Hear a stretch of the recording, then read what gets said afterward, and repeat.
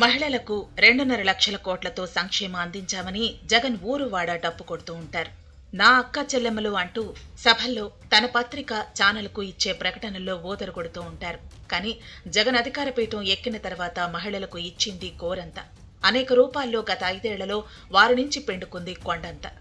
వాస్తవానికి చంద్రబాబు ప్రభుత్వం మహిళల కోసం అమలు చేసిన సంక్షేమ పథకాలతో పోలిస్తే జగన్ చేసింది మోసకారి సంక్షేమమని పలువురు వ్యాఖ్యానిస్తున్నారు. చంద్రబాబు ప్రభుత్వంలో ఇంటర్ విద్యార్థులకు ఫీజు రియంబర్స్మెంట్ అమలయ్యేది. ప్రతిభ అవార్డుల కింద ఇంటర్ విద్యార్థులకు ల్యాప్టాప్లు 20,000, బెస్ట్ అవైలబుల్ స్కూల్స్ లో డే స్కాలర్స్ కు 20,000, హాస్టల్ విద్యార్థులకు 40,000 అందేవి.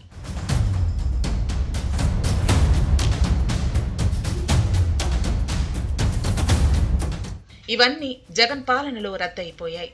1 నుంచి ఇంటర్ వరకు అందరికీ అమ్మఒడియే మిగిలింది. అందులోనూ కొర్రీలు ఇచ్చే నగదులో కోతలతో అమ్మలను వంచిస్తున్నారు. ఆనాడు చంద్రన్న పెళ్లి కానుక పేరుతో బీసీ యువతకు 35,000, కాపులకు 30,000, ఎస్సీ ఎస్టీలకు 50,000, కులాంతర వివాహాలకు 75,000 అందించారు. ఆడపిల్లలకు పెళ్లి చేసి మెట్టినింటికి పంపడంలోని తల్లిదండ్రుల కష్టాన్ని కొంతైనా తగ్గించగలిగారు. జగన్ అధికారంలోకి వచ్చిన తొలి 4 ఏళ్లు ఈ పథకం కింద నిధులు ఇవ్వలేదు. చివరి ఏడాది అది ఎన్నికలకు ముందు వైఎస్ఆర్ పెళ్లి కానుక అమల్లోకి తెచ్చారు. శరమామూలుగానే ఈ పథకానికి కొర్రీలు పెట్టారు.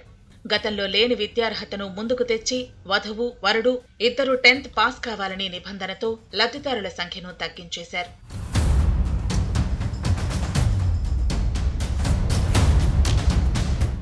చంద్రబాబు ప్రభుత్వం 6,000 ఎకరాల భూములు కొనుగోలు చేసి మహిళలకు ఇళ్ల పట్టాలు పంపిణీ చేసింది. వారిని గృహలక్ష్మిలను చేసింది. జగన్ ప్రభుత్వం తొలి నుంచి అక్క చెల్లెమ్మలను పీక్కు తినటమే పనిగా పెట్టుకుంది. పేదలు ప్రభుత్వ స్థలాలు ఆక్రమించుకుని కట్టుకున్న ఇళ్లకు శాశ్వత పట్టాలు ఇస్తానంటూ ఓటీఎస్ విధానం తెచ్చింది. దీని ప్రకారం ఒక్కో కుటుంబం నుంచి 10,000 నుంచి 30,000 వరకు బలవంతపు వసూళ్లు జరిపింది.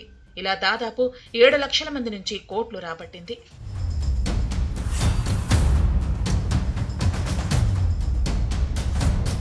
డబ్బులు కట్టిన అందరికీ పట్టాలు ఇవ్వలేదు. కానీ ఇచ్చిన కొంతమందికైనా అవి చల్లని పట్టాలుగా మిగిలిపోయాయి.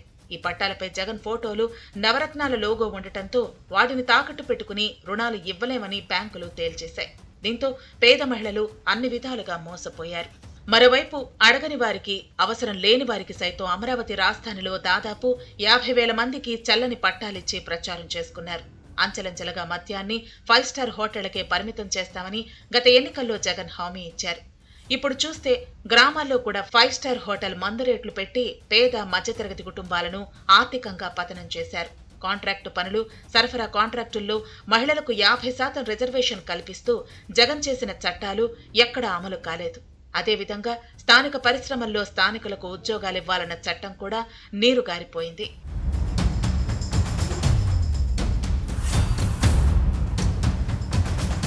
జగన్ తెచ్చిన అన్ని పథకాల్లాగానే ఆసరా పథకం కూడా లోపభూయిష్టంగా మారింది. సుమారు 25% పైగా అసలైన లబ్ధిదారులకు ఆ ఫలాలు అందలేదు.